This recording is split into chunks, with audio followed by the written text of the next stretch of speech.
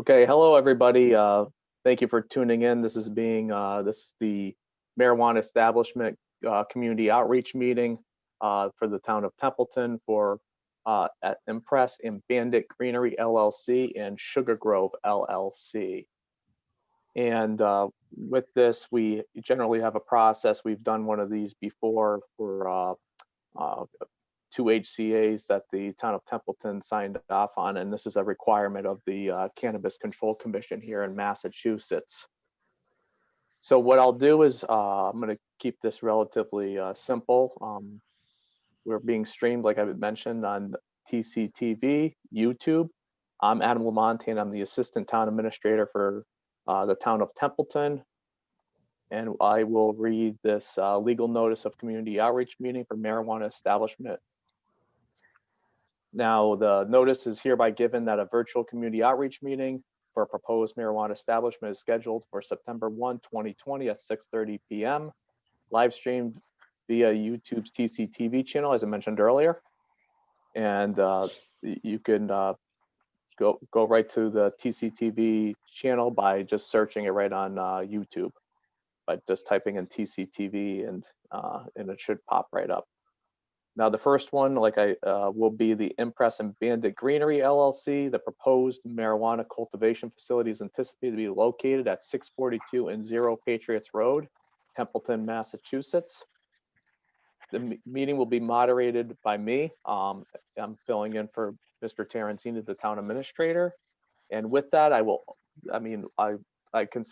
open up the hearing for our first LLC, Impress and Bandit Greenery, and I will hand over to Kaylee Hepburn, who will introduce herself and move forward with this hearing.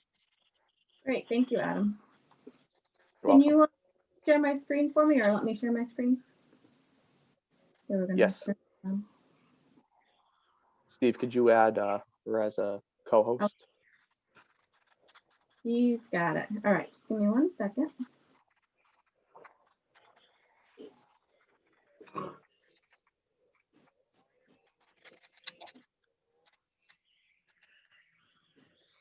right. Hello, everyone, and welcome to the outreach meeting for Impress and Bandit Greenery.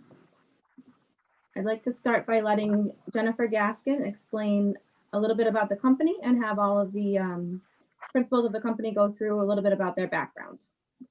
Hi, good evening, everyone. My name is Jennifer Gaskin. I am the co-founder and managing partner of Impress and Bandit Greenery. I co-founded this company with my son, Louis Nathaniel Dennis III. We established the company last year in 2019. And we wanted to really talk about who we are and what our values are and why we're here in the cannabis space. And I think it's really very simple. We have 3 main pillars, maybe 4, if you consider responsibility and accountability separately. But really, we're here to be authentic. We say what we mean and we do what we say. We're here to be a sustainable operator. We only use what we need and we reuse what we can. And then we're here to be accountable and responsible to cannabis consumers, to the CCC, the regulators, as well as to the community. And by the community, I mean the cannabis industry, as well as the community of Templeton, if we do indeed end up residing in Templeton. And when we say we want to be responsible members of the community. We want to be accountable to you as your neighbors and make sure that we are constantly in tune with the needs of our community and being responsible and accountable to you as well. We are a family of survivors. We are passionate growers. We grow because we believe in the plant. We believe in cannabis. We believe in the impact and the change that it can have on somebody in their life. And we believe in quality over quantity. We believe in high quality cannabis that is going to be safe and effective for the use, whether it be recreational or medicinal. I live in Worcester, Massachusetts, so I'm a Central Mass resident. and fairly local to Templeton. I come to the cannabis industry with over 15 years of experience in the pharmaceutical and biotech industry, which is, as I'm sure many people know, one of the most highly regulated industries that there is. I have a strong background in quality, compliance, as well as operations. And so I hope to bring that to the Empress and Bandit team. I was diagnosed in 2010 with multiple sclerosis, and that's when I began my cannabis journey. I actually owe a great deal to my son, Louis, who is the one who researched and gave me the data and the understanding of the potential of cannabis and how that could, change how I felt as a multiple sclerosis patient. So I continue to be active in the community as a member of Elevate Northeast, which is a nonprofit organization focused on social justice and economic empowerment of minority and other disparaged communities in the cannabis industry.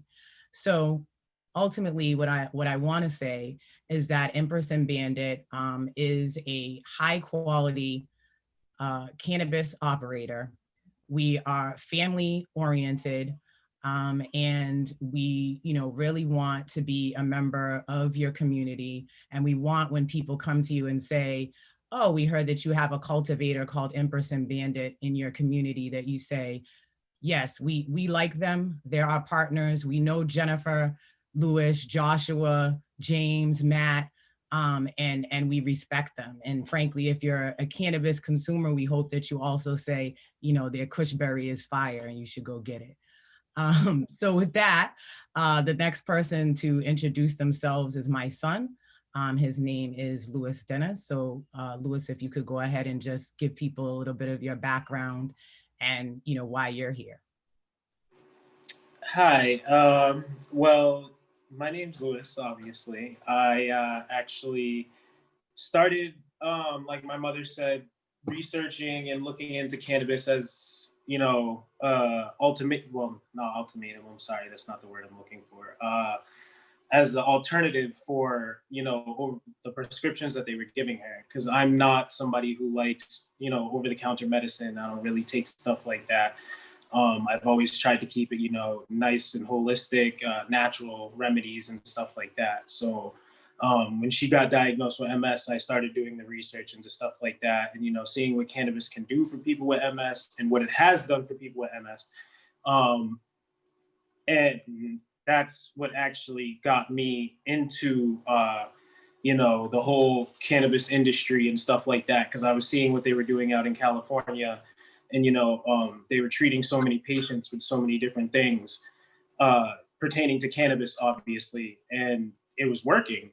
So, I put the research in and I started giving my mother certain things. And I noticed that, it actually does work. It's something that, shouldn't be kept away from people, especially if it works and, it helps people, it changes their lives, especially if you're in pain or you can't eat or, certain things like that. So honestly, I want to, advocate for cannabis because I think it's something that should, be accessible to everybody and not just accessible to certain people in certain states just because you live in a certain state. And, the negative stigma on cannabis as it is, we need to turn that around and change things. So basically that's what I'm here for.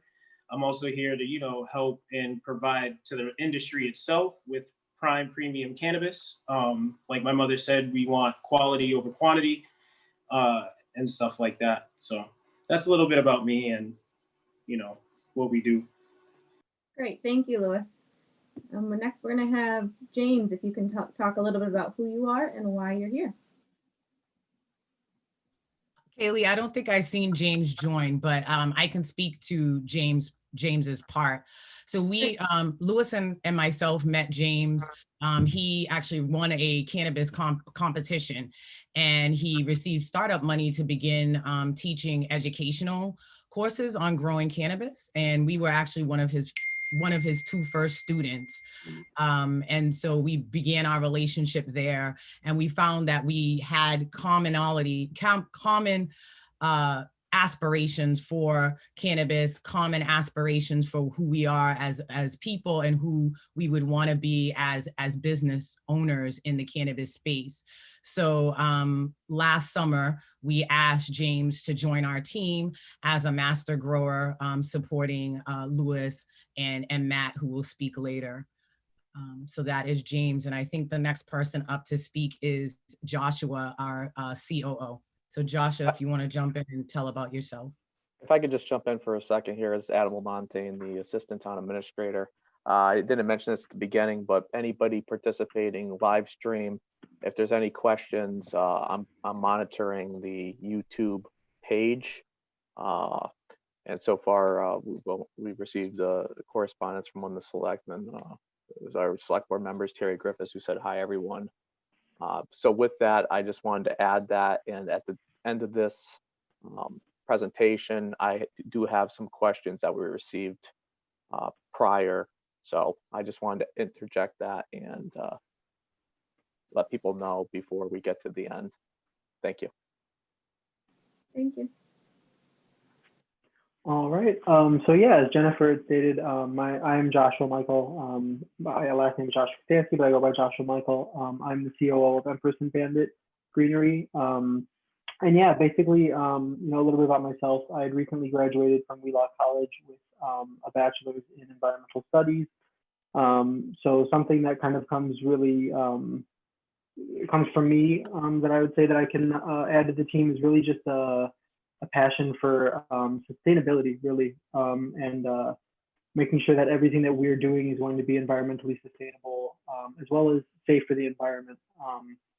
And overall, I think, you know, we're going to spend a lot of time going over what is best for the industry, as well as what is best for those who are consuming. I have several years of experience in the cannabis industry, some in the Massachusetts market, as well as some in the Illinois market.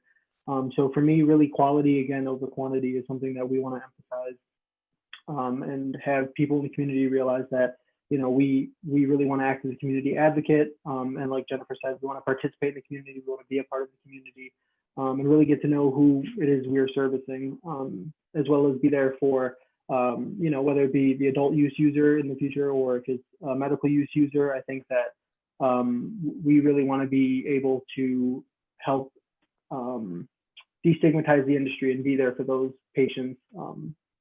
Yeah. Great, thank you.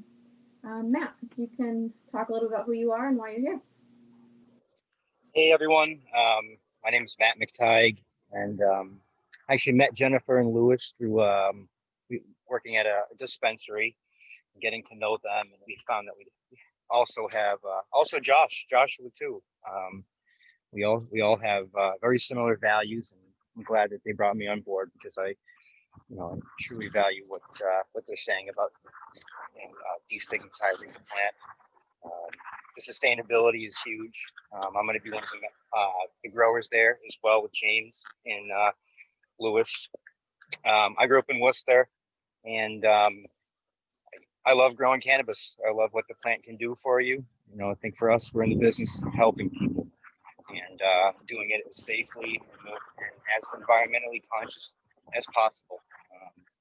That's ultimately why we're all here. We want to help people. And we want people to know what the plant can do for them. So basically it. I appreciate you having me today. So. Awesome, thank you. So that is the Empress and Bandit Greenery team. The next thing I want to talk about is I'm going to have Rob Wolf, who is the managing partner of New England Agricultural Technologies. He is developing the greenhouse and the site, and he's put together a team of professionals who are helping us put these projects together. So Rob, if you can talk a little bit about Growth Space and our team. Sure. Can you hear me okay? Yes. Okay, great. I wasn't able to test the microphone before we went on, and I apologize for my picture. I haven't figured out how to get the screen actually to show me as I'm doing this. We looked at what the challenges were with respect to the new cannabis regulations when they were unveiled in 2018 18, early spring, when the regulations were written. And of course, this is all based upon the referendum that was passed by the voters in 2016. So this has been a long process in Massachusetts to get the regulations and the underlying business uh, developed. And the regulations were a process where it really became evident that the challenges for the industry were twofold, that we needed to find adequate sites or acceptable sites for cultivation primarily, and that there was a real challenge with respect to how cultivators were going to raise the capital and develop these assets, build the buildings and greenhouses and facilities. And we recognized that we had a team of people that probably could do that. And so we have a team of people that are in real estate, law, finance, et cetera.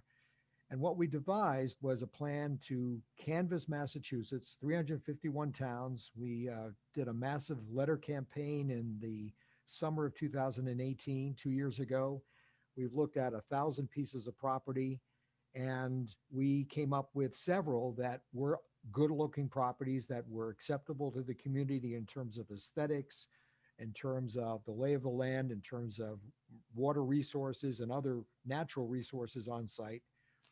And we're now developing these sites in this process of getting them permitted and raising the capital and building greenhouses and other facilities that allow cultivators to focus on their cultivation and not necessarily on the development process. So we're going to lease these buildings that we develop to cultivators like the subject at hand.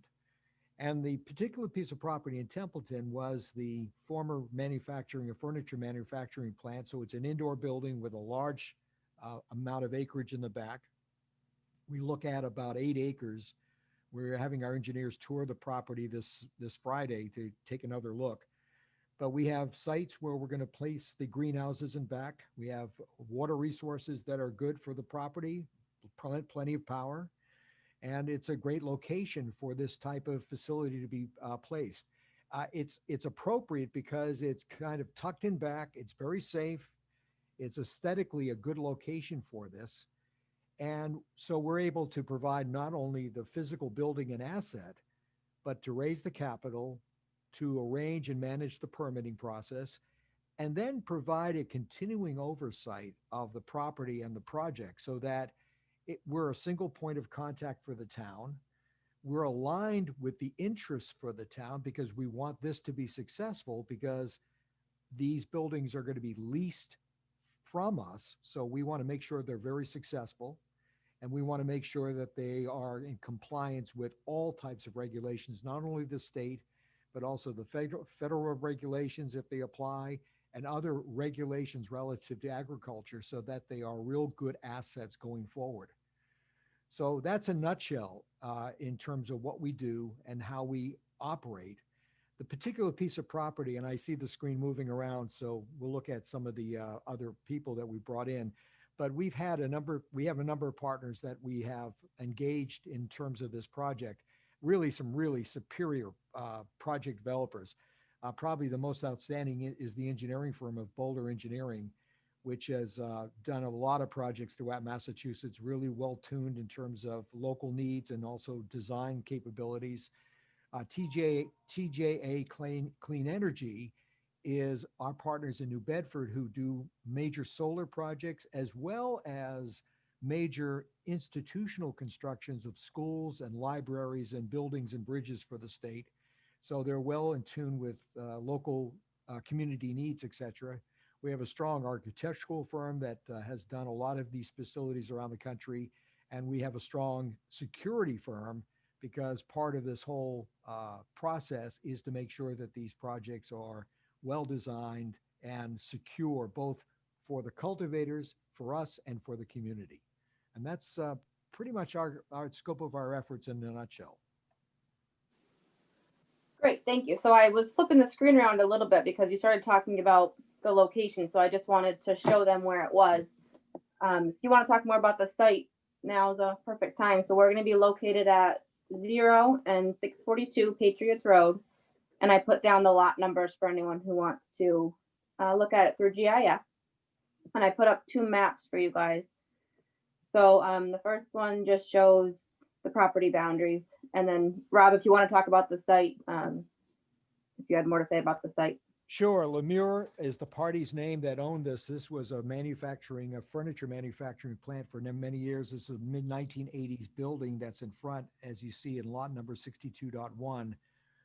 And there is the back lot of 48.3, which is the zero of the component of the lease. And that's the land. And that's a large, I think it's 16 and plus acres, but that's including the wetlands over to the east. And you can see this is a north-south orientation. And that blue area is not really a pond. It's more of a swampy marsh. So much of the land can't be touched, which is good because we like that because it adds a natural buffer to the entire project. And so you could see that tucked away down below in the southern part of it is a really nice flat area that is appropriate for the greenhouses and for this development. So we're going to develop the industrial building in front for possibly an indoor grow facility. We're not sure yet because our main focus is greenhouses. And then we have this large territory in back that is appropriate for the greenhouses. So we have a good piece of property to work with. It's aesthetically appropriate for this type of development. You're not going to see it from the road. It's going to be safe. It's going to be very secure. And it's a good use of this land that otherwise has not been developed any further. So we think the combination of the two is really appropriate. And that's right on Patriots Road, right on 2A. So it's easy to find. You can put this in the map, your GIS map, and go by it. And it's the former Lemure manufacturing facility for the furniture plant that has been there for many years, and it's idle now. It's used for a few cars that have been kept for the wintertime, but otherwise it's completely empty. And so we see this as a really good facility that can be developed and be really a good asset for the town. Great, thank you. So Empress and Bandit Greenery is applying for a Tier 1 cannabis cultivation license from the State Cannabis Control Commission. They don't have any plans for retail, direct consumer sales, and no consumption will occur on site. The greenhouse, like Jen was talking about before, it speaks to their energy efficiency and their desire to use as little as possible. So we harness the power of the sun and we use behind the grid solar to reduce our demand on the electric grid. We use reverse osmosis water recapture to reuse as much water as possible. So these greenhouses let the cultivator maintain the controlled environment of an indoor grow while also growing with as much natural resources as possible. So we're looking at it as the best of both worlds. These are some pictures of some exterior finishes on the greenhouses. Rob, did you want to talk about the greenhouse structure a little bit? Yes. Okay. I did abbreviate that introduction when I was talking first. We analyzed a great deal of spent a great deal of time in early 2018 engaging the services of a Gary Pearson, who was the manager of the greenhouse division at UC Davis in California, one of the largest facilities in the world. And we analyzed the efficiency of various grow facilities, outdoor, indoor grow facilities, greenhouses, et cetera. There's a wide number of technologies that we can deploy. And we realized that going forward, while it's very nuanced in the industry to do what they call an indoor grow facility, an indoor the building, the amount of power and some other resources that are required to sustain an agriculture in operation indoors is enormous. It's just a lot of electricity, and it's not very efficient. And so we searched around the country and talked to dozens of manufacturers of greenhouses and arrived at this particular manufacturer in this model. This is a composite building that is manufactured and pieced together in Maine. It's really made for northern climates, which are cold and limited sun in the wintertime, very strong with snow loading. And as you can see, there are arches, and it's actually made out of composite material. It's fiberglass. And these arches are constructed in a way that are what they call gutter connected. And so you can arrange them in any number of configurations that you want, but they're ideal for our environment. Not only are they strong and solid, they are self-contained so that there's no, except on the picture on the left has a fan on the outside, but most of these are sealed buildings, so there's no excess air from the inside going outside. It's a really well controlled environment. It's like a building, except it has a clear roof. So it's very efficient in terms of the sunlight using for an agricultural activity, but it's secure and it's self-contained so that you can control the heat, the humidity, and all the other environmental attributes that you want. It's ideal for growing everything. And so we looked at this as being an ideal product to deploy in Massachusetts, and they're right up the road in Portland, Maine. So we think it's an appropriate design and one of the best that we've seen around the country. Great, thank you. Yep. So this is a basic floor plan for the smaller size greenhouse that we're developing. They're going to have 960 square feet of flowering room, and they'll have a head house that's contained in the greenhouse. So everything, their whole operation is going to be contained in this one Arch Solar greenhouse. And we'll talk a little bit about the local licensing, zoning, and permitting in Templeton. So we, like Rob said, we're on a 14-acre parcel. It's zoned commercial industrial A, which allows for cannabis cultivation. And we'll work with the town for site plan review and a special permit from the planning board. Per the regulations from the CCC and from the town of Templeton, we're not located within 500 feet of a school, childcare facility, library, playground, public park, or church. And our abutters within 300 feet have been notified about this meeting and about our intent to construct a greenhouse to grow cannabis in this location. And our next section is about security. So I'm going to turn this over to Leo of Sapphire Risk Advisory Group, who can explain our security systems for you. Hi, thank you, Kaylee. Sapphire Risk Advisory Group's a security consulting firm that's been working in cannabis since 2013. Originally we were focused on robbery prevention, and obviously since cannabis is a cash-heavy industry, we got lumped into the cannabis industry and have been working with clients ever since. We've worked with Grow Space on a few projects now. We have a real good relationship with them, and also TWR and Partners, the architecture firm. Sapphire itself has worked in 24 states. We've written like 300 security plans, worked on 60 plus build outs, including a couple in Massachusetts. We're working in West Wareham right now on a vertical. And one thing that separates us from some other security companies is really we emphasize proactive security. We'd rather prevent crime than try to catch shoplifters in the act. Like, we want to do that too, but we call that reactive, whereas we'd rather make it so intimidating or not worth the effort to commit a crime on site that you'll go somewhere else or not bother. Just some highlights of our security systems. We'll use commercial access control systems. That allows us to make sure that only employees are allowed. We'll have a strict visitor policy. The different areas will be regulated by key card entry through an electronic system that has logs and all that. And then in a fire emergency, we'll have a Knox box outside that the fire department can come in. Video surveillance will be 24/7. We'll have still photo capabilities. The police department will be able to remote live view at any time they want. And we will have the 4-hour backup power supply required by the state, but also that maintains security systems operation. And then another feature, we know a lot of businesses get false alarms, and then the police have to be dispatched, and that causes kind of a waste of time and effort. So we'll implement video verification. That way, not only the police could see through the cameras themselves, but also a third-party company can let you know whether it's an actual emergency or just an animal or something like that. Again, we'll use commercial grade security. That's part of why Grow Space works with us.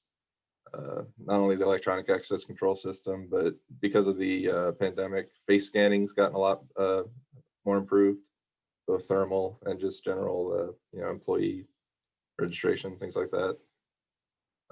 We'll have a continuously monitored alarm system during business hours. That'll include, silent alarms like a duress code for pin pads or panic alarm buttons, little hold up buttons, and also on-site guard response. And then after hours will be the more traditional alarm system with motion detectors, door contacts, things like that. And then we'll secure any cash on site or any product pending transport will be in a safe. We take waste very seriously. That'll be rendered unusable before it leaves the facilities and gets put in a dumpster. And then also we'll help with emergency procedures and training. So this is an example of a layout for a greenhouse style like Grow Space has. And just some key points, everybody will enter through the front. That way, you're always regulated, who's on site, who's not. We like to put some kind of video monitor in the front, just so everybody's reminded again that they're on camera, don't try anything kind of situation. And then the state has pretty, extensive regulations. So we'll have blanket camera coverage in all the rooms, anywhere there's cannabis. We'll have a very robust alarm system. And we'll emphasize also communication through either, holdups or intercoms or anything like that, where a manager or a security guard or something would be the appropriate response for an on-site incident. And that's it. Great, thank you. So this floor plan was done by Sapphire, and it's obviously for a different sized greenhouse, but the one for Empress and Bandit will be substantially similar to this one. So I wanted to put this up to show you guys how detailed the security systems are in these greenhouses. And that tails right into our policies on prevention of diversion to minors, which is a major concern for the CCC and for the operators in the state. So Empress and Bandit Greenery is dedicated to ensuring that cannabis is only accessible to patients and people over age 21. So we'll have a comprehensive security plan that Leo told you about, which is designed to prevent diversion. The identification and visitor badge requirements are always going to have ID checks, which Leo has a program in place for how to train the employees how to check IDs effectively.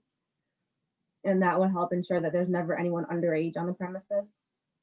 The camera system will also help with anything that any people that might try and loiter around the area, that's not going to be allowed by the company or by the security system. So using that security system and our compliance with the state's metric seed to sale tracking program, the inventory policies are very strict. So any instance of diversion or product loss or misplacement will be detected very quickly. And any instance of diversion would be reported to the CCC immediately, and whoever's responsible for that would be terminated. The last piece is that all of the marketing would be geared towards people that are 21 and over.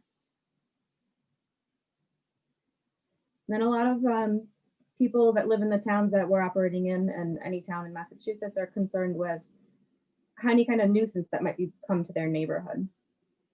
So we look to have a net positive impact on the community. And we are always thinking about different nuisances that the town is going to be worried about.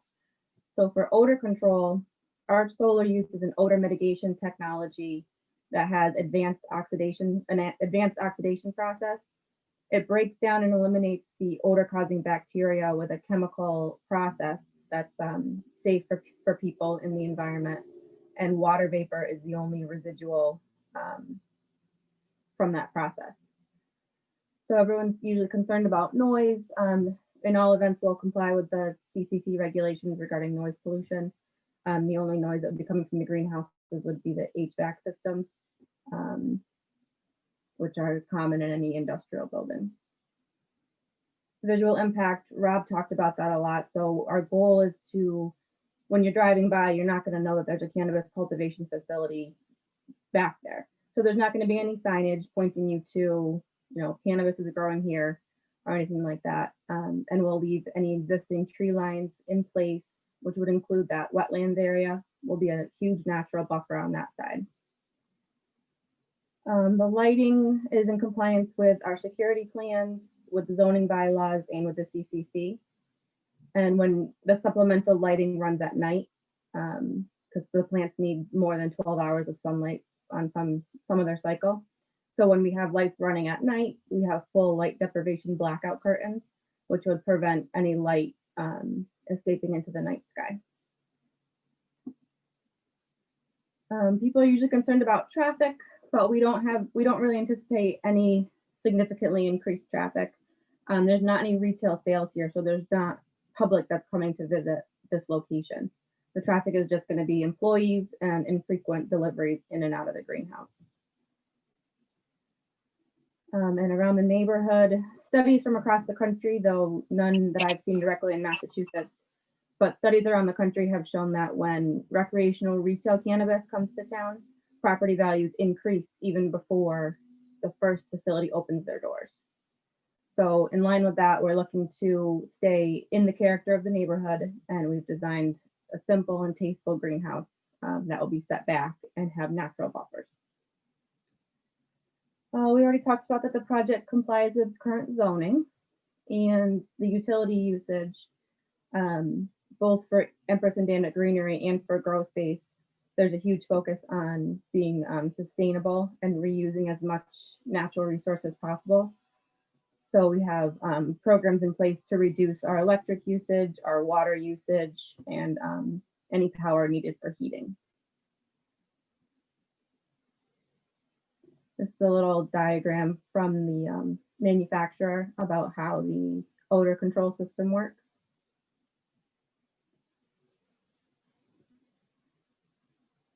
And then another CCC requirement is that every cultivator develop what's called a positive impact plan. This positive impact plan is designed to impact people who have been disproportionately harmed by cannabis prohibition and enforcement. So the commission has decided to really focus on 5 different groups. The first would be people who live in these areas of disproportionate impact that the commission has determined. So a close one to Templeton would be certain areas of Worcester. The second group is economic empowerment priority recipients, social equity program participants, Mass residents with past drug convictions, and Mass residents who have a parent or a spouse with a past drug conviction. So to impact those groups, EBG wants to reduce barriers to entry, provide agricultural education, and promote their beliefs in responsible agriculture and sustainability and social justice.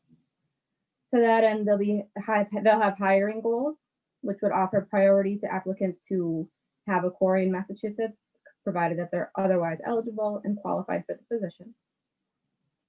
They're going to offer sustainable agricultural courses to people from low-income families and to children with parents who have or were inmates with a drug conviction. And their third program is to fund an annual record sealing workshop, which is going to teach which records can be sealed under the law and how to seal them. To make sure these programs are working, they'll track the participation and where people heard about their programs and how they got there. And they'll collect surveys regarding how the participants think that they benefited from the program and how their courses could improve or their programs could improve.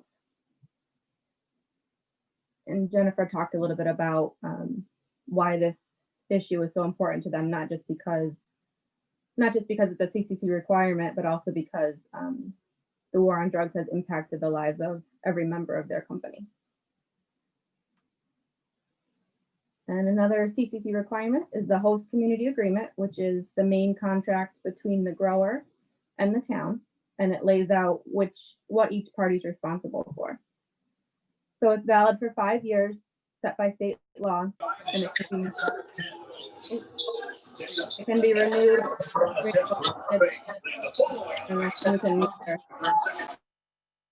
Thank you. It can be renewed, renegotiated, or it can expire at the end of those 5 years. The big element of that contract is that up to 3% of the annual gross sales of every cultivator and every marijuana establishment in the state is paid to the town to mitigate any direct impacts which are caused by the establishment. So that could include, especially in things like a retail establishment, that would include increased traffic, but in any establishment, it could include things like consultant reports to determine any possible impact on the land. And most of the contracts also include no consumption on site, which is also a requirement in the Templeton bylaws.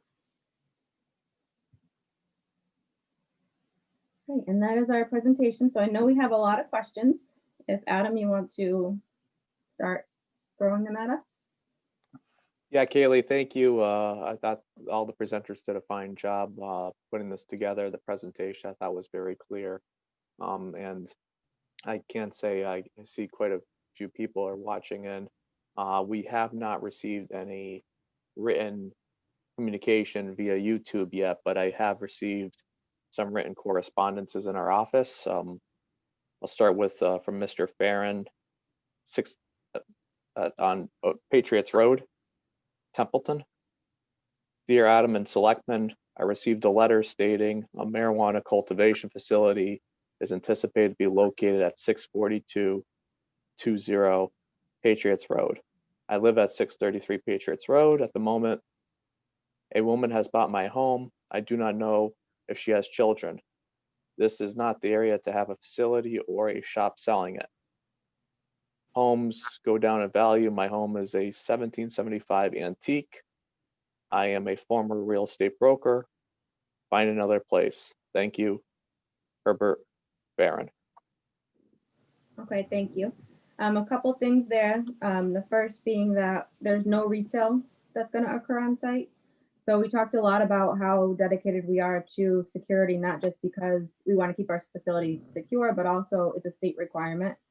So even if they were lackadaisical about their security, the CCC could step in and say, your security is not up to our codes and shut them right down. So there's several layers and reasons why these cultivators need to stay compliant with their security. And we have Leo on board to make sure all our systems work and that everything is operating the way that we need it to.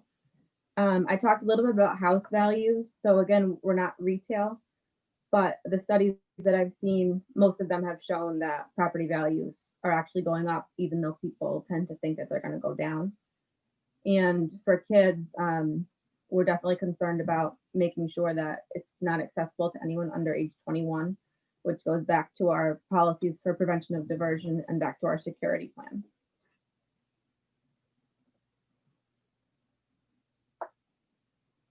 You're muted, Adam. Thank you. So far, I haven't received anything else on the YouTube chat. I'll proceed to our next written correspondence we received from Mr. May from Shady Lane, Templeton.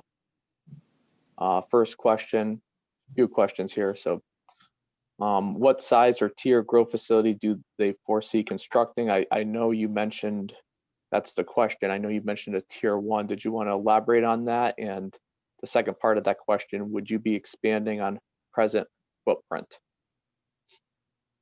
So for this greenhouse, we're going to be using an existing slab to build the greenhouse. So we won't be expanding on the present, on the footprint that's there right now in the front lot. And right, they're going to be a tier 1, and that tier is from 0 to 5,000 square feet. And right now they're looking at a cultivation space of under 1,000 square feet. So their focus is really on quality, not quantity, like Jen talked about.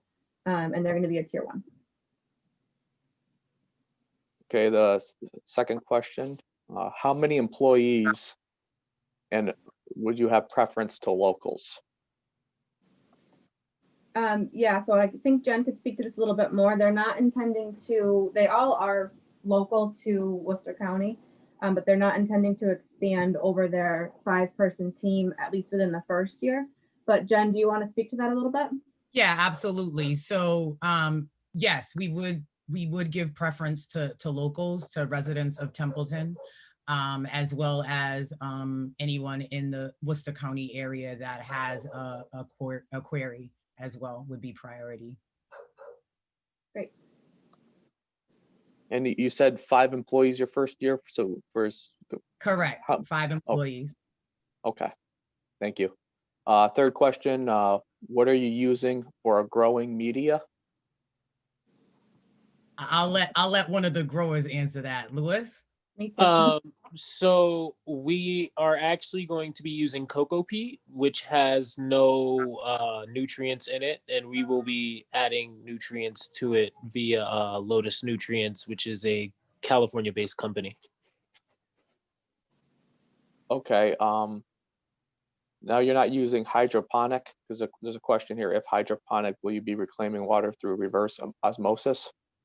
So yes, we're using reverse osmosis as Kaylee mentioned earlier on in the presentation, and no, we're not growing hydroponic. Okay. Then the second part of that question, will you be trucking off concentrate or creating evaporation ponds? No, we Rob, will can you- not. No, we're not doing that. We're doing any manufacturing and production in another location. Yeah, I just want to go through all the questions just to cover all of them, just because. Now, question 3B, if growing in soil or soilless media, how will you be storing and recycling? I think so for the storing and recycling, honestly, with the media that we have there, I was trying to figure out a way to either compost it or figure something else where we can use it either for a I forget what it's called off the top of my head right now, but use it so it's actually, like we grind it down and make it into nutrient rich soil, because as it is, it already has residual nutrients and whatever's left from the decaying roots inside of it. And just a little bit to that, if that question was about waste at all, the CCC is pretty strict on waste. So any waste from the facility will be ground up with another material, something like coffee grounds, till it's rendered unusable, and then it'll be placed in secured and locked dumpsters on site and hauled away by a state licensed company. Okay, now moving to 3C, will you be using organic or mineral type fertilizers, and will this be filtered prior to discharge? Yes, it is organic and it will be filtered out before you discharge it. Yes. Thanks. And another I also was going to say, and this is probably what you're going to say, Kaylee, is that the CCC is very strict on chemicals and pesticides being used in the cultivation of cannabis. So we have to be organic and basically chemically neutral in our grow. So there will be no chemical waste being produced as a result of cultivation. That's exactly where I was going. I Thank you. figured. Question 4 now, how do you plan on handling water and sewer along with the previous concerns? As I understand, no public supply is presently available at the site. Rob, I'll let you take that one. Sure, there is water supply. Let me see if I'm muted. No, I'm not. There is water supply, town water at the site, and there is very adequate septic system on site. However, under the regulations, we do not take any of the water that is used for the agricultural function, and that is actually retrieved and tight tanked and actually removed to a processing facility. And we're doing that at all our facilities because we will not allow any of the water that is used in the agricultural aspect of the buildings to actually leave the building, uh, either through a septic system or into the town system. And there's no town system there, as the writer has pointed out. So we're actually retrieving that water, collecting it, not allowing it to go onto the ground or go into the septic system, and actually hauling it away. And that is a relatively standard process for fairly high technical facilities because it complies with pending FDA regulations. So we are a little bit ahead of the curve here, but we are planning ahead and capturing all that water so it does not get discharged, but it gets hauled away to a processing facility. If that's as tight an answer as I can give you. Many of our sites are on aquifer property. This is not, but we're treating it as aquifer so that we're not allowing any of the discharge to actually go on the ground. Okay, thank you. I just have a few more questions here, and then I will get to our question up on the YouTube. Number 5, other than potential monetary gains, how do you see your company, the town of Templeton, mutually benefiting over the long term? There's a couple of ways to answer that. The first would be the positive impact plan that I talked about. So they also wanted to put together a community garden where the yields would go to low income families. So in addition to the 3 things I talked about, they have that. Also, Grow Space has a nonprofit foundation called the MEN Foundation, which stands for Mentor, Educate, Nurture, and Develop. And that is it's a process we use for our permitting. That's going to take a portion from each lease payment and put it into a fund that will go to fund any town project that we talk about with the town of Templeton. So for example, in one town, it's going to go to fund an agricultural program and a greenhouse build for the high school, not for cannabis, but for them to do, grow tomatoes or learn anything in their agricultural programs. So there's quite a few ways that Templeton will benefit from having these facilities in town. Thanks, Kaylee. Yep. Now just a couple more. What would you realistically say is your 3-year average income going to look like? Jennifer, I'll let you take that one. I don't have an immediate answer for that, but I can certainly come back to you with an answer. Okay. Now the last question from Mr. May, how much money do each of the parties intend to invest of their own money in this project? So the primary investment into this project at the moment is coming from my family. So that would be Jennifer and Lewis. Okay, I'm not sure if he wants to know a specific dollar amount or. Frankly, I don't think that that's appropriate. But I mean, that's the question I received. So yeah, I don't know how that would be relevant. I mean, unless the person asking is planning to donate to the cause. Well, thank you. They're self-funding right now, and a big piece of the benefit for them working with Grow Space is that they don't have a huge upfront capital raise.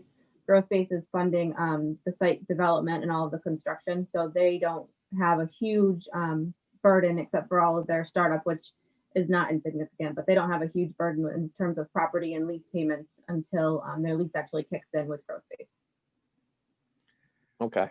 Let me speak a little bit more to that. I don't know if my mic is working. I've brought up a couple of screens on my laptop. So can you hear me?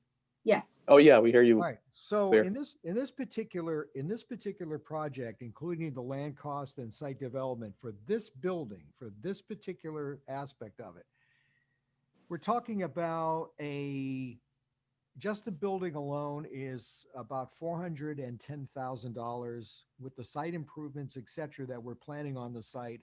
We're investing about $2.1 million into that project.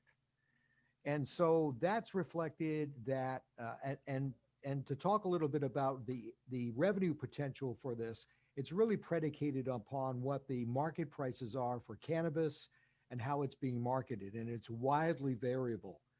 But Massachusetts has the highest prices for cannabis in the world. And the reason being is that the state regulations are so strict and precise that, for example, you cannot import cannabis grown in Maine to Massachusetts or Connecticut or any other state. It's only allowed to be grown in Massachusetts and consumed in Massachusetts. And so there is a really controlled environment in terms of what's available, the pricing of the product, and the revenue for the various participants in it. So it's a very secure industry and it's worth the money to invest in it. So we're investing about $2.5 million in this project with the site improvements and the actual building construction to give you some sense of what we're doing. Thanks for sharing that for the town. The people are watching. And we received a question on the YouTube from Jacqueline Foley. in 5 years, can the contract be renegotiated to include retail at that time? So that what I just want to say from EBG's perspective, we have no interest in being a retail operation. We have no interest in opening a dispensary. So from our perspective, regardless of what happens in 5 years, it wouldn't be for us to open a retail location. And may I add, as the owner of the property, I am adamant there will not be retail at that property. It's adverse to our model and it's adverse to our plans. Yeah, and if I could also add to that, I believe if let's say even if you wanted to, that would require a separate HCA and also another one of these cannabis establishment community outreach hearings. So be an entire. if I have that correct. You do. Yeah, you're correct. And it would, and what I think what Kaylee was gonna say is that it would be an entirely new process. Exactly. Okay, well, and then I have one more that just came in from Jacqueline Foley. Is there a similar facility in Massachusetts already up and running that you could directly compare yourselves to in terms of their methods to manage concerns like odor and noise?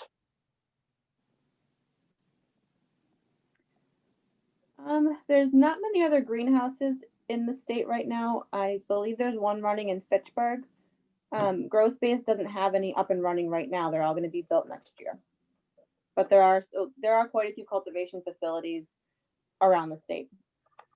And I can put together a list if you want me to post that on the town website.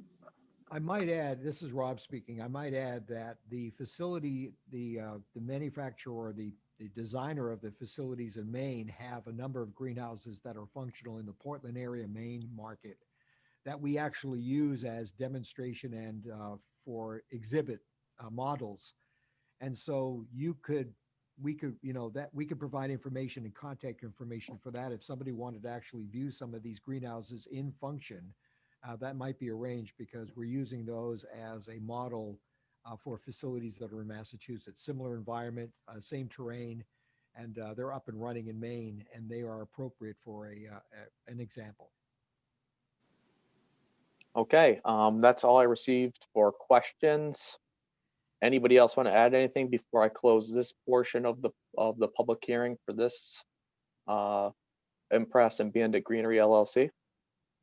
I'd just like to add that this recording is going to be on YouTube by tomorrow with closed captioning, and you're also welcome to submit questions to Carter's email address, which is on my PowerPoint after the meeting, and we're happy to answer any questions you might have. And also, Kayla, if I could add, this will also go up on the Town of Templeton's projects page under marijuana establishments. Okay, great. So with that, I will close this portion and then open up the public hearing on the with the proposer Sugar Grove LLC. Like I did last time, I read the notice. Both of these notices were for both proposers were in the Gardner News on August 18th. And I will read this notice as well before the opening the next one, this one I'm reading. Notice is hereby given that a virtual community outreach meeting for a proposed marijuana establishment is scheduled for September 1, 2020 at 6:30 p.m.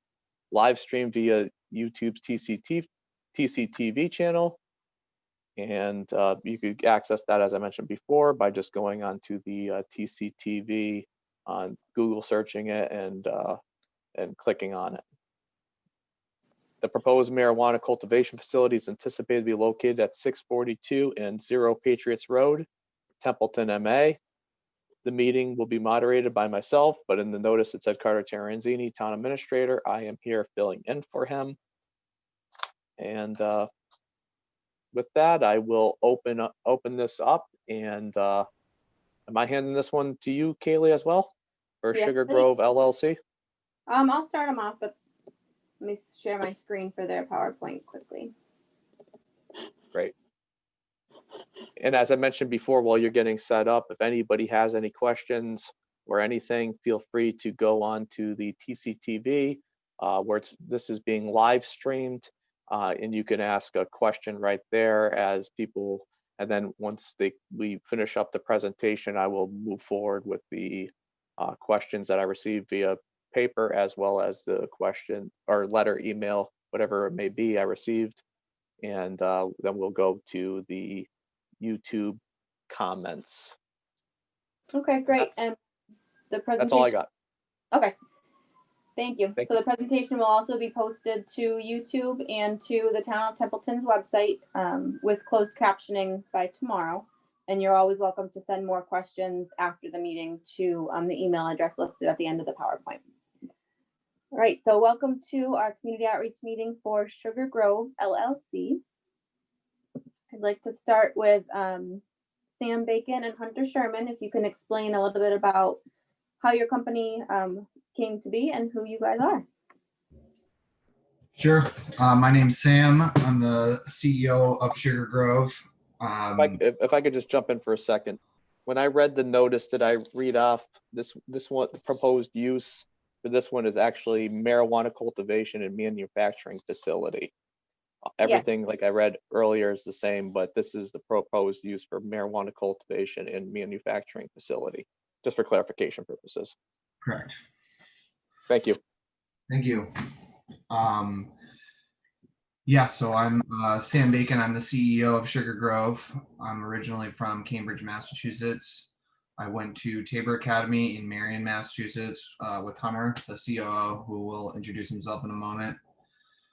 I have been a medical engineer, a medical device engineer for the last 3 years after I graduated college at the University of Colorado Boulder with a degree in chemical engineering.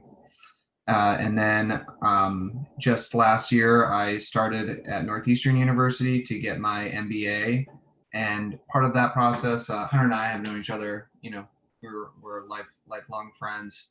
And Hunter's been up in Maine, and I was putting together a business plan for a company. And, we've always been in talks about starting something like this. So it kind of happened pretty organically and naturally. And so about last March, got the business plan together, was introduced to Rob and Kaylee at Grow Space, and things started to work out that way. So I'll let Hunter introduce himself. Hey everyone, my name is Hunter Sherman. I'm the Chief Operations Officer of Sugar Grove. So I'm also a Massachusetts native. I was born in New Bedford, Massachusetts. I'm come from a long family of commercial fishermen. So that was my previous career before I took the dive into full cannabis production up here in Maine. So I first studied economics in Eckerd College and really was weighing my opportunity costs when Colorado first changed their rules to recreational. And I actually got the opportunity to work out in a cultivation facility out there that was both medically and recreational licensed, one of the first ones in the country. And I was there, I learned all kinds of like valuable experience, basically came back to Massachusetts, started commercial fishing with my father and the rest of my family, did that for about 6-8 years, and then moved to Maine. The laws here are very cut and dry with their caregiver program. It was the best opportunity for get my feet wet with a cannabis business. So we've been very successful up here. We do mainly focused on live rosin production, which is basically the product manufacturing side of our business. And that's a non-chemical, non-solvent. It's basically using ice water, heat, and pressure to extract the terpenes and the cannabinoids from the ice water hash that we produce. So it's a very safe, natural process. And we're just really excited to bring our own unique genetics and style of growing into the Massachusetts market. Great, thank you. All right, so Rob, if you can do a little bit about who New England Agricultural Technologies is and how the project got started. Thank you. Rob Wolf got involved in the industry back in 2017/2018, early 2018, with an introduction to growing facilities in California.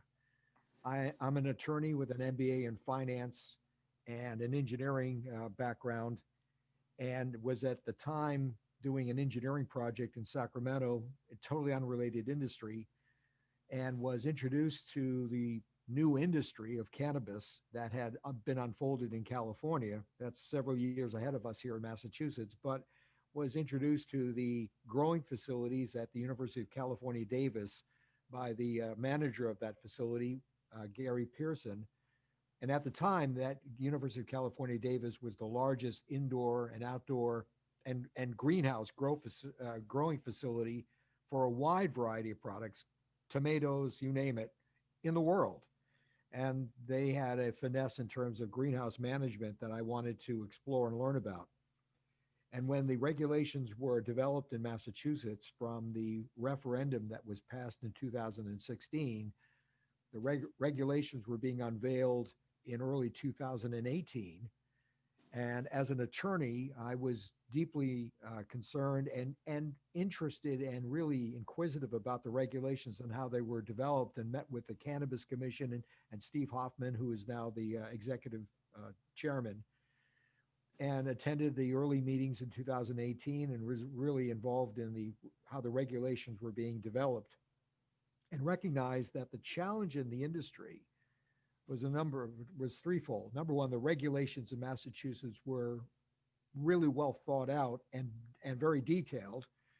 So as an attorney, that was really intriguing to me. But also I recognized that the development of the facilities themselves, the assets, the greenhouses, and other growing facilities and cultivations faced two challenges. Number one, the permitting was going to be very difficult, and the raising of capital for developing these facilities, if they're done right, that was going to be a very onerous task for most cultivators. And I realized that somebody with my background could put together a team of people in real estate and law and finance and probably solve some of those major challenges.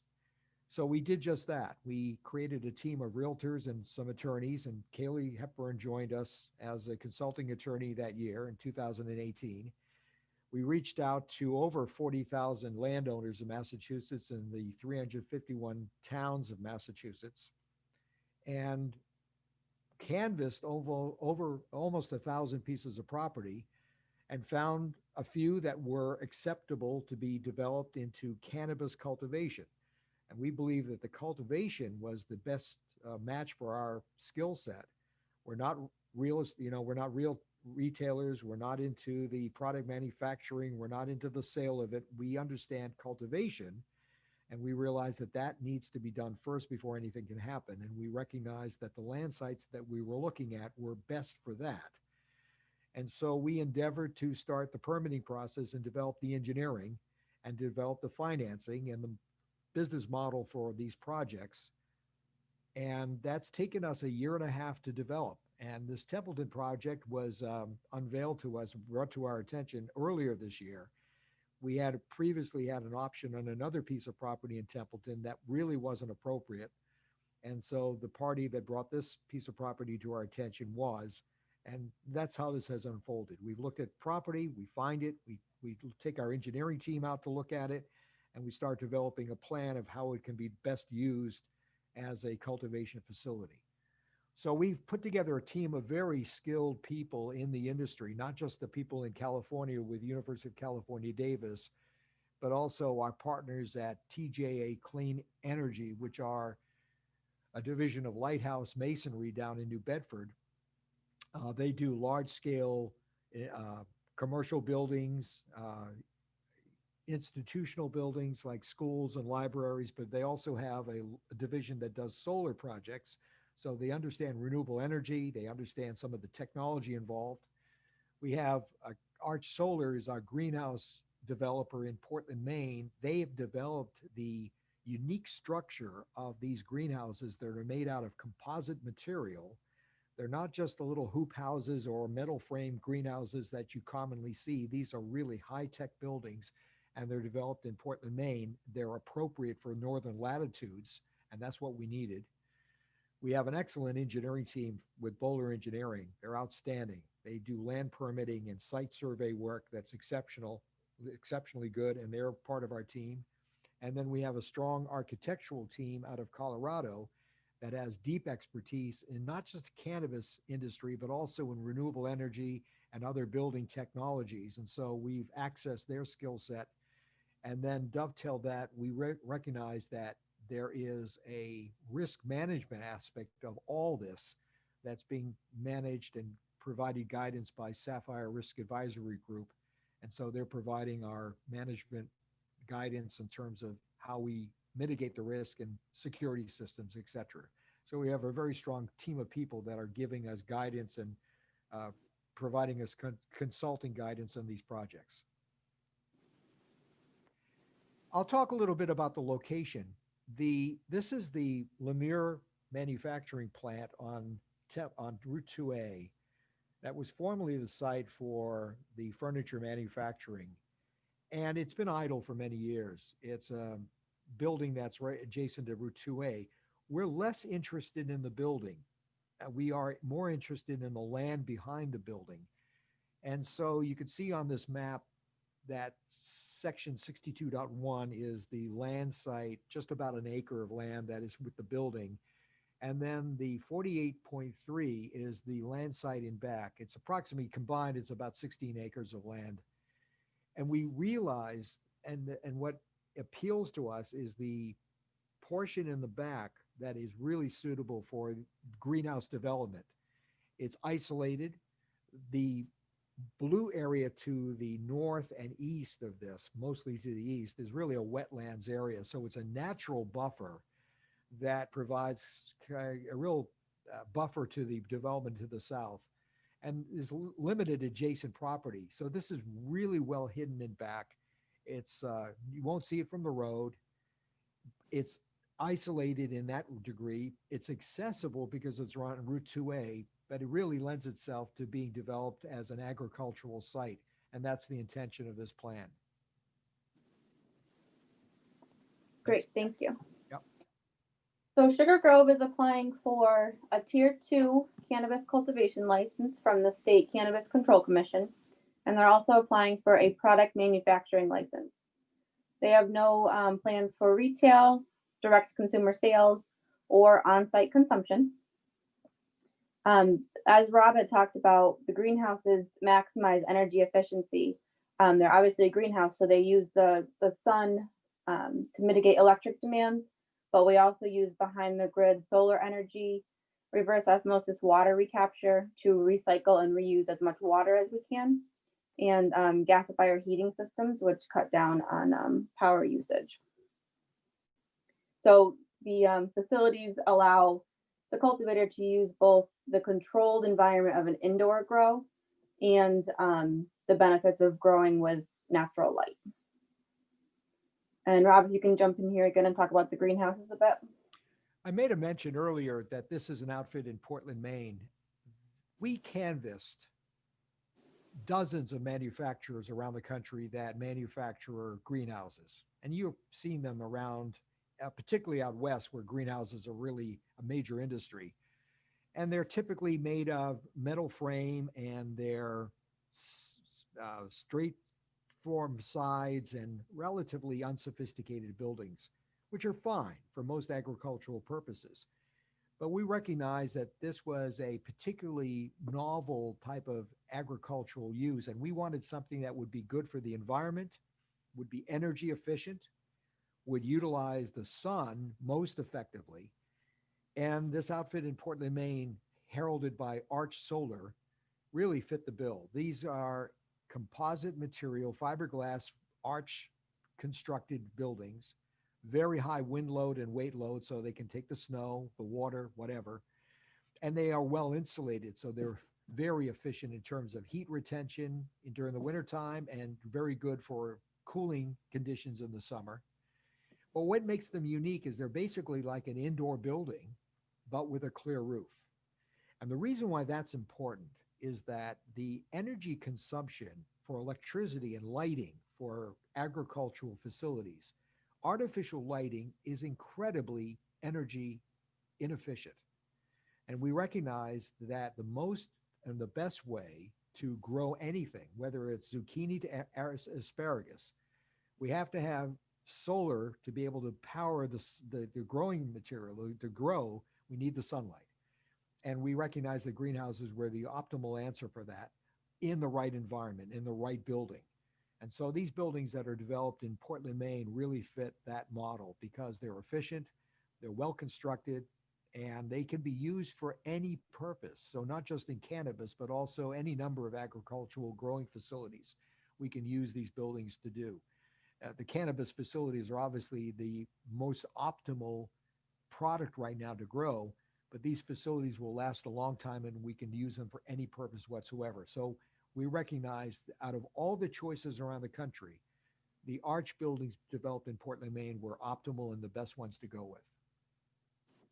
You can see this design is this particular model that's in just outside of Portland has fans on the outside in this particular setting. In our model that we're developing and the ones that we're putting in Massachusetts, they will not have the outside fans. What we're doing is a controlled environment. And Kayla will talk a little bit about that down the road in a further slide.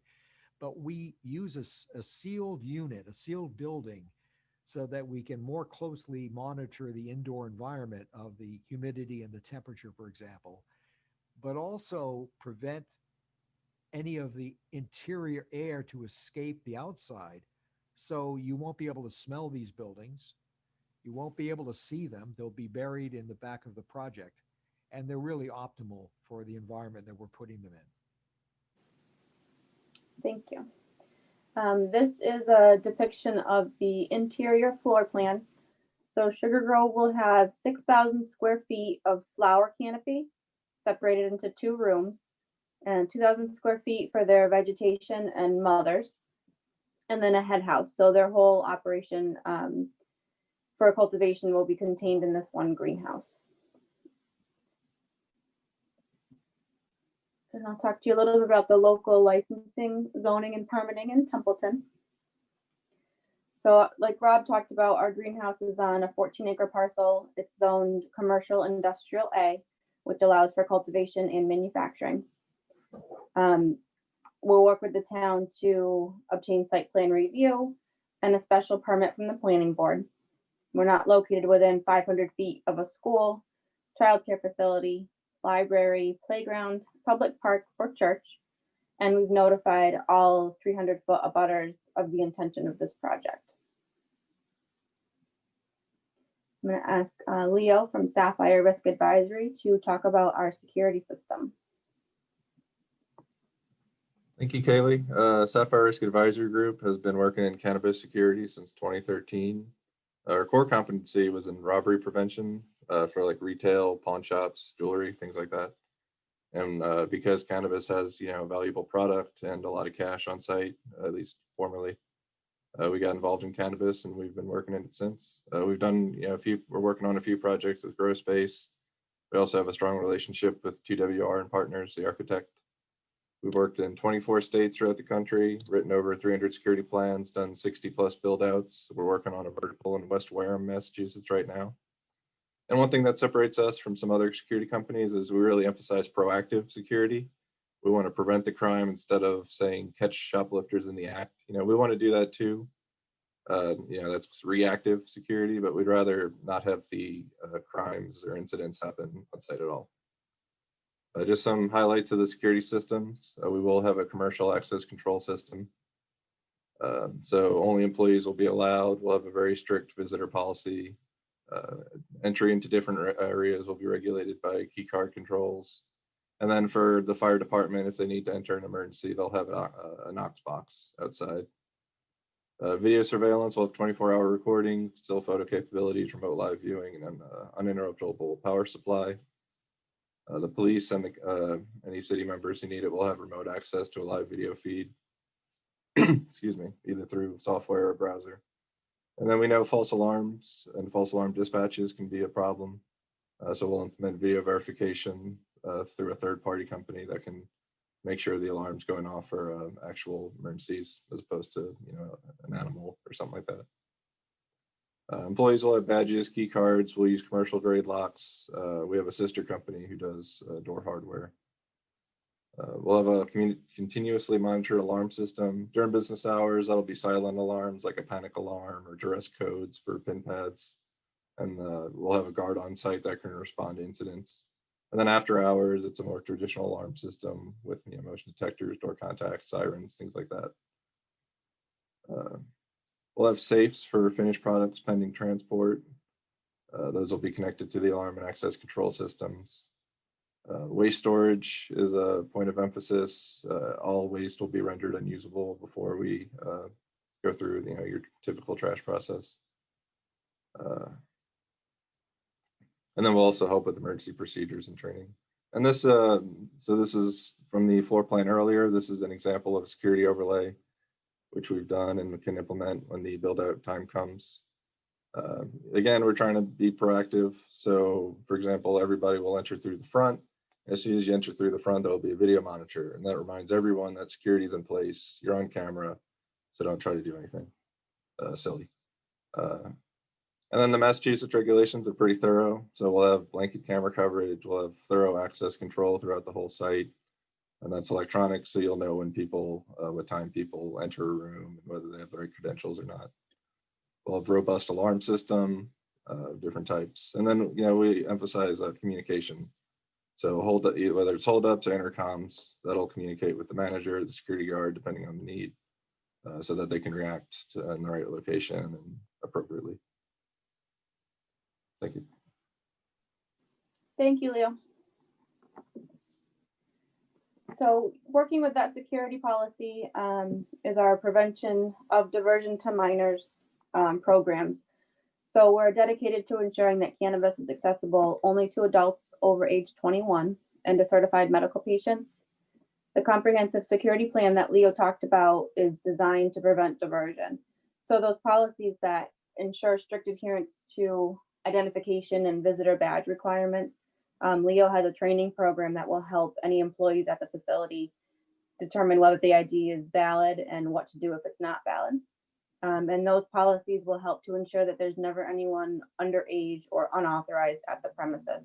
So we talked about, this is not retail. It's not somewhere where we're going to have a bunch of outside visitors. Anyone who is in the facility will have their badge. The security system, coupled with the state metric seed to sale tracking program, keeps a really tight control on inventory procedures. So based on the inventory for the day, Sugar Grove will know very quickly whether any product has been diverted or whether anything's missing, or if there's any inventory discrepancy. Any of those instances of diversion will be reported to the CCC, and whoever's responsible for diverting any cannabis products will be terminated. And all marketing by Sugar Grove will be geared towards people 21 and over. Many people in different towns are concerned about how cultivators and different marijuana establishment operators are going to respond to any concerns about nuisance. So Sugar Grove is trying to attain a net positive effect on the community. So for traffic concerns, we don't anticipate much increased traffic. There's no retail sales. Traffic will be the employees and infrequent deliveries in and out of the facility.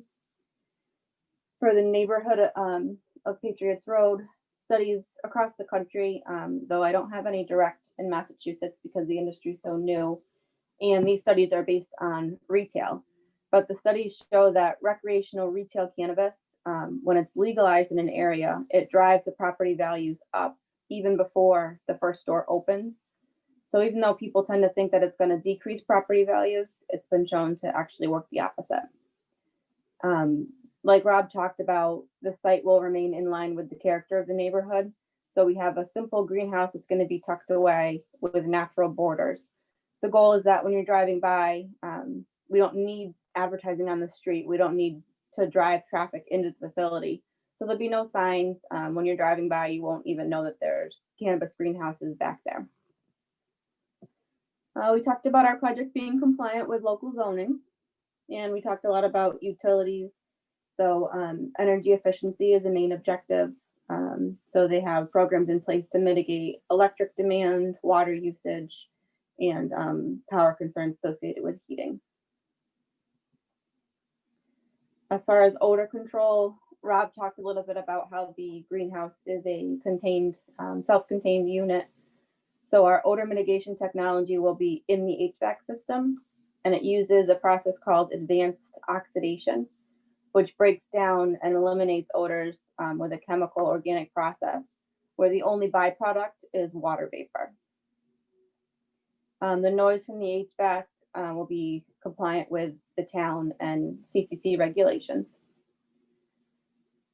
The visual impact, again, we are using natural borders to keep any visual impact from the street to a minimum. So you're going to have that wetlands area on the east that's going to be a natural border on that side. And the rest of the project will be bordered with natural vegetation.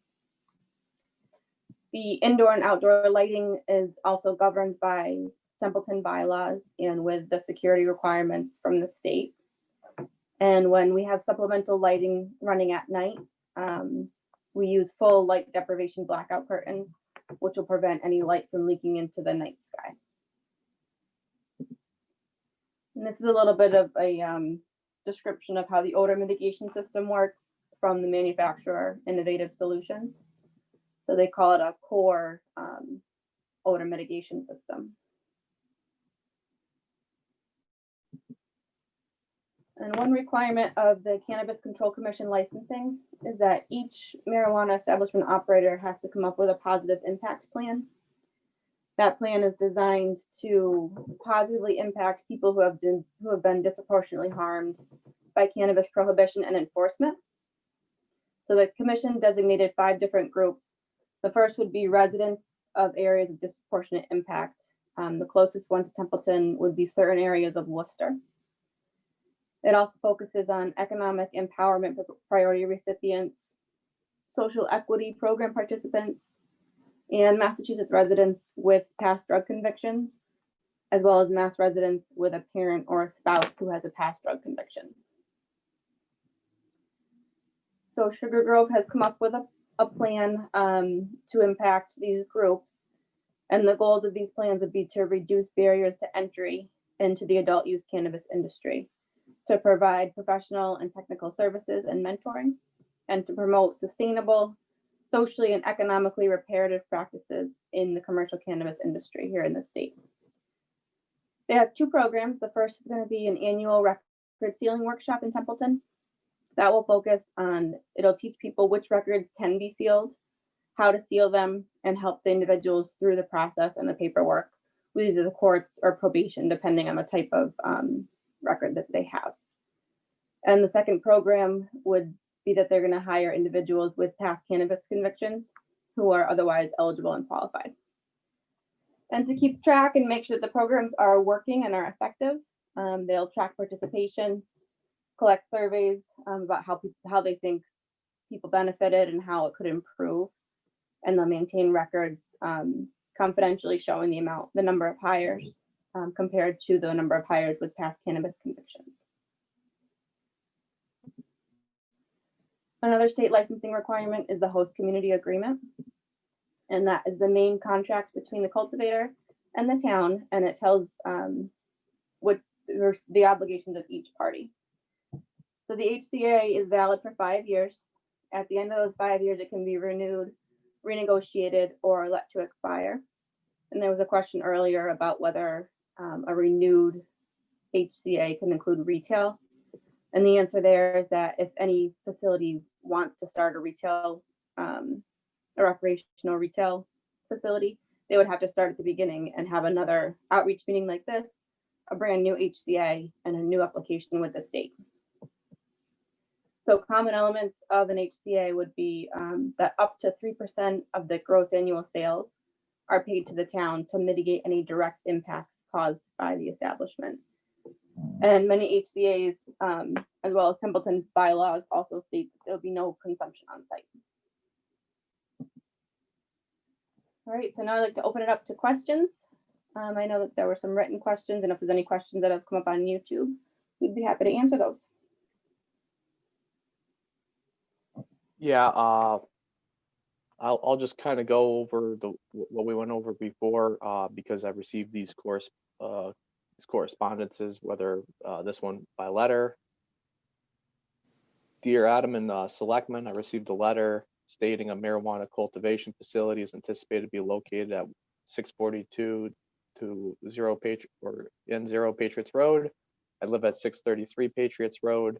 At the moment, a woman has bought my home. I do not know if she has children. This is not the area to have a facility or a shop selling it. Homes go down in value. My home is a 1775 antique. I am a former real estate broker. Find another place. Thank you, Herbert Barron, Patriots Road. All right, thank you This, for that. yeah, this is the letter that we put to the record in the first hearing, but it's just because I received it and it wasn't particularly addressed to any of the two proposers. So, Okay. Yeah, thank you. So there's a few answers to those questions. As far as property values, we talked about how different studies across the country have shown that recreational retail actually drives property values. If I do come across studies that are specific to cultivation or specific to Massachusetts, I'd be happy to share those with the town. They can post them with our outreach meeting materials. As kids, the security programs and the diversion prevention programs are very strict that we don't allow any loitering on the property. The security system will catch anyone that's around the building, and all of our diversion prevention plans are geared to making sure that cannabis is only in the hands of people who are over 21 or medically certified. okay. Now Alright. moving on. Sorry, I just forgot there was no retail at this site. I just didn't answer that part. Yes. Now moving to Mr. Robert May over at Shady Lane, Templeton, Mass. What size or tier grow facility do they foresee constructing? I believe you mentioned a tier 2. We just received this, I believe it was prior to the, so these questions came in before the presentation. So that's why some of the questions you may have already covered, which I believe is a tier 2. Is that correct? Yes. Would you be expanding on present footprint? This one will be built in the area on the vacant land in the back. So yes, this will be a new footprint. Number 2, how many employees? And preference to locals. Okay, there will be a preference to locals. I'll let either Sam or Hunter talk about how many employees will be on site. We should have around 25 employees on site. We will definitely have a preference for locals and specifically looking with people with quarries and part of our hiring, part of our diversity plan is finding people of color, people hurt by the war on drugs. And so, yes, we will be looking specifically to locals and trying to get a great workforce. Thank you. Number 3, what are you using for a growing media? Yeah, so I'll chime in on that one. So we're basically going to be doing a soilless hydroponic style. Basically, it's similar to the previous presentation. It's a cocoa, perlite, and peat moss combination. It's less on the cocoa, and it's more just a personal growing style. But and we'll be trying to recycle as much as we can. I'd love to be doing some kind of compost of what we can, but with our pot size containers, there's so much root zone in there that there's really going to be not much waste. So I know that was earlier brought up. Thank you. Okay. If hydroponic, will you be reclaiming water through reverse osmosis?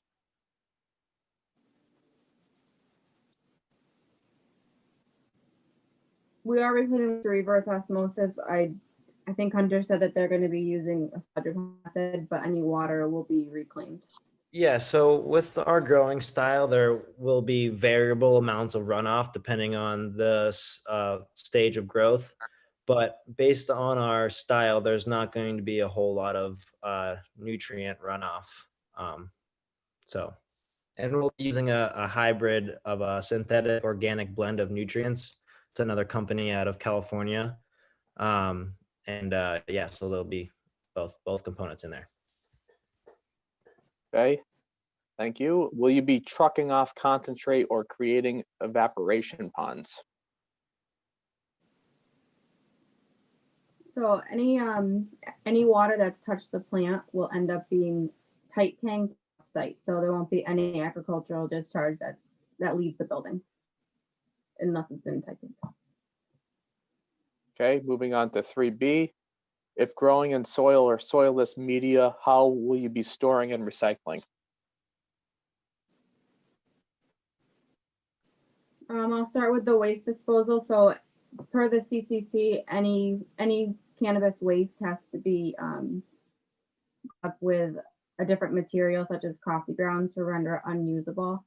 Any waste that contains cannabis will be put into a secured and locked dumpster on the site and then hauled off by a state licensed company. So on the recycling part, I know that they do have ways of doing it out west in Oregon. I've been in contact with a few cultivators out there just in terms of how they recycle their soilless media that we'll be using. So I'm going to be actively working with somebody to try to figure out some way we can work within regulations to recycle whatever we possibly can. Okay. 3C, will you be using organic or mineral type fertilizers, and will this be filtered prior to discharge? So again, on the discharge, any water that touches a plant will be tight tanked and hauled off. And the state has very specific regulations on what type of pesticides or chemicals can be used with cannabis, which limits any grower to pretty much anything that's organic and natural. So they can use things like garlic oil and different chemicals like that. Yeah, and on the nutrients, it's a synthetic organic hybrid blend. It's a California-based company. Basically, we feed the water, which feeds the plants, and the roots are suspended in that peat cocoa perlite mix. Moving on to 4. How do you plan on handling water and sewer along with the previous concerns? As I understand, no public supply is presently available at the site. Rob, can you answer that question for us? Sure. So there is public water supply at the site. We augment the public water supply with on-site wells where it's appropriate. So the initial design is to rely on the public water supply because the water needs are relatively not extensive. Most of the water is recycled, it's very efficiently used. And so there's not a lot of effluent from the growing facilities that actually will not be used for the growing of the actual plant. But any of the effluent that is off the plant, as Kaylee had mentioned, needs to be removed from the site and not placed on the ground. So we're not going to be able to, we don't use a septic system, for example, which that facility has a couple of on-site septic systems that are fine, but we're not going to use those to actually have for the on-site water that's used for the plants. That water, whatever is left over, is captured and tanked and actually hauled off to a treatment facility. And there are a number around the state. Many of the major cities have treatment facilities that can handle this. So we're going to capture the water that is actually used in the growing facility that is not consumed by the plant and haul it away, not put it on the ground or put it into the septic system. So it's a very efficient, very renewable and sustainable process so that we're not using much water and any water that we don't use is hauled away. Okay. Number 5, other than potential monetary gains, how do you see your company, the town of Templeton, mutually benefiting over the long term? There's a few answers to that question. The first we talked about in their positive impact plan. The second Sam touched on in their diversity plan. So there will be hiring goals and charitable contributions that Sugar Grove is going to make. The third is a permitting program through Grow Space New England, which is called the MEND Foundation. Stands for Mentoring, Educating, Nurturing, and Developing. So it's a program that we've put together to work with the town to develop some kind of need in the town that's not either not funded or not being met at present. And then the foundation will take a portion of each lease payment and fund that project. So for example, in one town, we're funding an agricultural greenhouse for the high school for them to grow, tomatoes or anything that the agricultural program is doing. Okay, I only have a few more here, and then I noticed another one come up on the YouTube chat, and I'll get to that after I finish up with Mr. May's questions. What would you realistically say is your 3-year average income going to look like? So Sam, if you can take a stab at that one. Sure. And again, Rob, I think touched on this. That really just depends on what the price in the market dictates. And it is quite variable. We are a high-end operator. We expect to capture the higher end wholesale prices for our products. You're looking for anywhere between $55 to $75 per gram of our live rosin, and the price of flower per pound is fluctuating between $3,500 and $4,800 a pound. We don't expect those prices to be maintained. It's quite high. So again, anywhere between maybe around $3,000 to $2,500 to $3,000 a pound. And then just to answer the question directly, I mean, it's quite a variable thing, and I don't really know if I should say one way or another, but I think on average you could be looking at around annual for in revenue, maybe around top line revenue, $6 million averaged over 3 years. Okay. How much money do each of the parties intend to invest of their own money in this project? Well, I'm not going to give you what our specific financing is from our investors, but we are self-funded right now through a friends and family and round. And again, partnering with Grow Space, the point of that is that our upfront capital is much lower than it normally would have to be.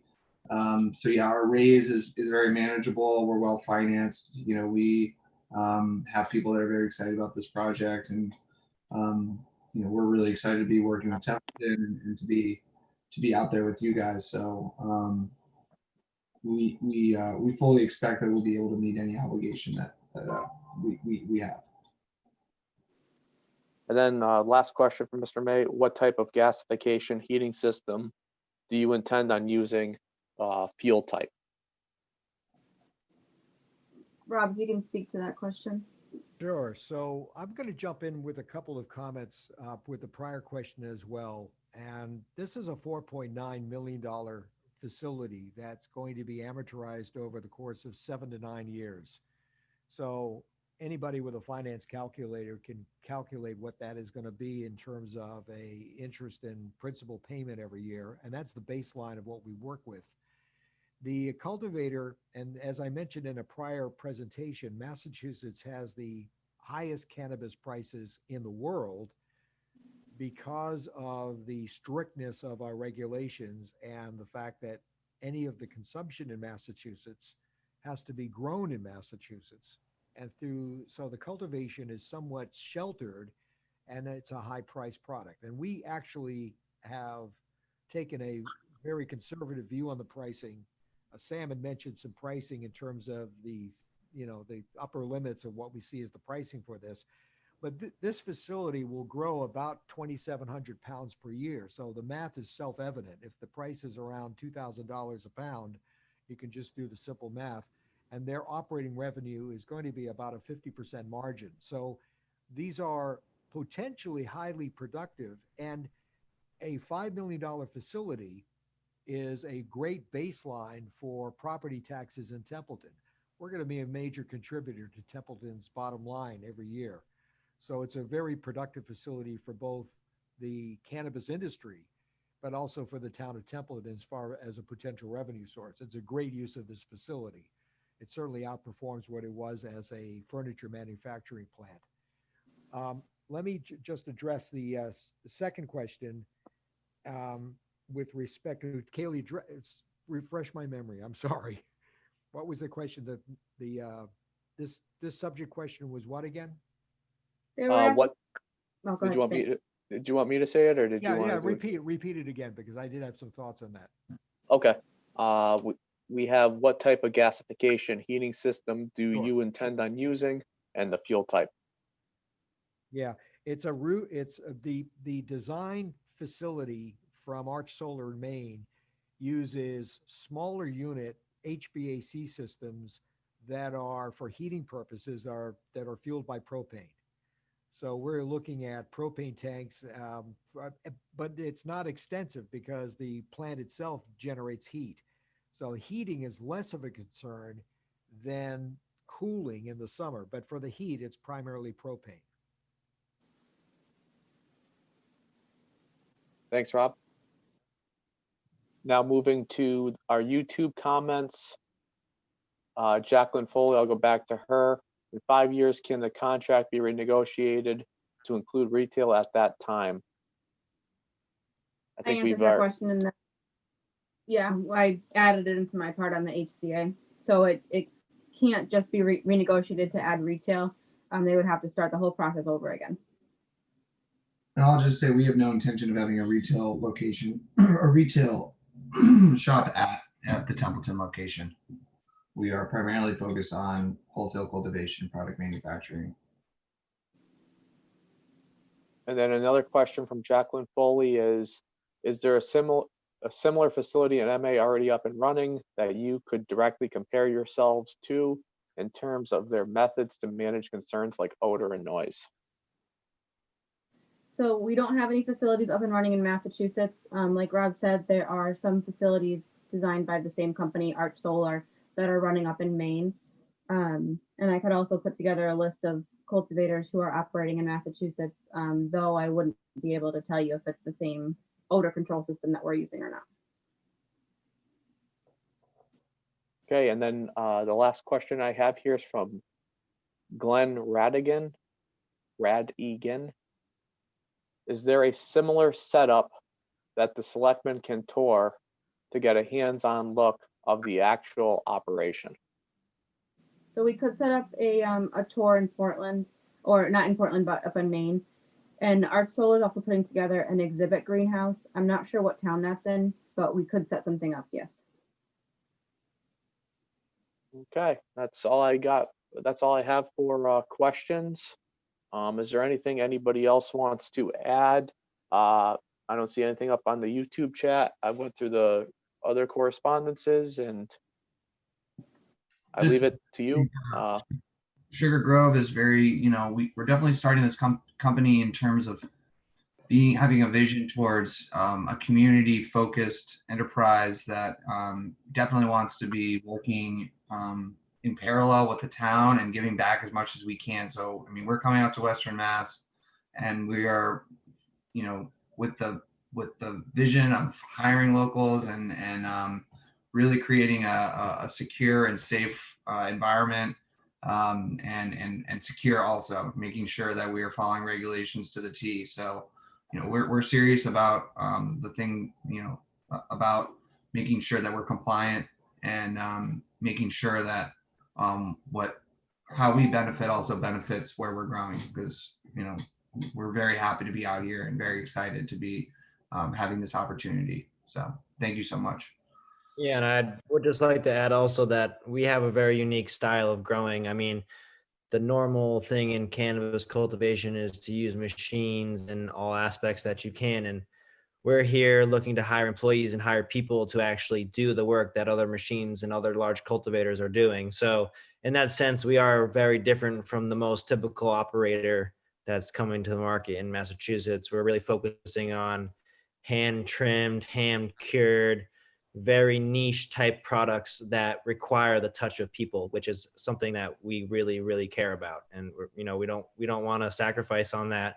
We know it's expensive. We understand that it's a huge employee draw, but we really feel that that's the best way we can represent our product in the Massachusetts market. So thank you guys. You just want to make a good product. Absolutely. Yeah, exactly. And you have to, unfortunately, those machines, they're not up to par with what a hand trim job can really do. And that's the biggest employee draw any cultivation facility will tell you, is that it's the actual trimming team that is, most trimmers can only do about a pound a day. So if you figure 2,700 pounds a year, you do the math. It's a lot of people. A lot of hours. Okay, anybody else? So I want to thank you all for coming out. I thought you both proposers did a great job presenting. You should be proud of yourself. And with that, I will close this hearing. And that's where I'll close it, or I guess end it. So thank you all, and enjoy the rest of your evening, and have a good night. Thank you. Thank you so much. Great, Thank you. thank you. Right. You.